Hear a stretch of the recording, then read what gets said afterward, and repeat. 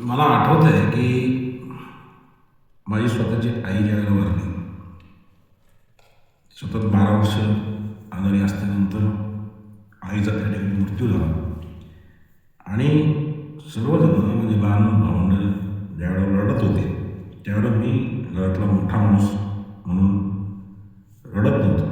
आणि मी अभिमानानं लोकांना सांगायचो की माझी आई वारली, त्यावेळेसुद्धा माझ्या डोळ्यातून पाणी त्या ठिकाणी आलं नाही. आणि मी अतिशय कठोर आणि अतिशय असा माणूस आहे असं मी अभिमानानं सांगायचो. परंतु अजितदादांच्या मृत्यूनंतर आज 3-4 दिवस होऊन गेले.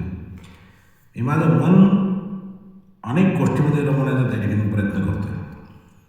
काही गोष्टी ज्या खूप चांगल्या झाल्या आहेत आयुष्यामध्ये, त्या सगळ्या गोष्टी त्या ठिकाणी रिपीट करतो आहे. परंतु का कुणास ठाऊक पक्षात काम करतो इथपर्यंत ठीक आहे, परंतु अजितदादांसोबत माझं असं काही नातं नव्हतं किंवा अजितदादा पवार हे काही म्हणजे मी त्यांच्या कुटुंबातला किंवा ते माझ्या कुटुंबातले असा काही विषय नसताना सुद्धा मन कशात रमत नाही. आणि नेमकं काय झालं आहे हे कळत नाही. आणि ह्या सगळ्या गोष्टी का होत आहेत, कशा होत आहेत, याचं उत्तर मला त्या ठिकाणी मिळत नाही. आणि घरातील व्यक्ती गेल्यानंतर जेवढं दुःख व्हावं त्याच्यापेक्षाही जास्त दुःख मला अजितदादा गेल्यानंतर झालं आहे.